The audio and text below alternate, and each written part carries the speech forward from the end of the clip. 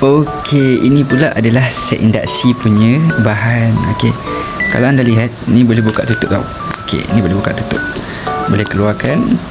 Okey, function dia dekat dalam ni lah guru-guru akan masukkan petunjuk atau clue.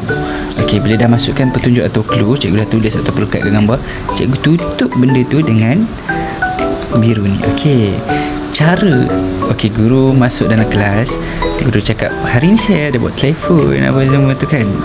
Pandai-pandai guru ambil hati pelajar. Okey, lepas tu cikgu kata ada orang telefon. Ada orang telefon, tapi cara nak buka dia kena jerit kuat-kuat, ring ni sampai cikgu dengar. Kalau cikgu tak dengar phone ni, cikgu takkan angkat. Macam tu. Lepas tu kalau murid-murid dah jerit sekuat hati, ring sampai cikgu puas hati, barulah cikgu akan buka benda ni. Okey, buka yang benda biru ni, tarik je ke atas. Okey, dah nampak petunjuk. Kita akan buat soal jawab dengan murid-murid tentang petunjuk tersebut. Itu sahaja. Itu set induksi.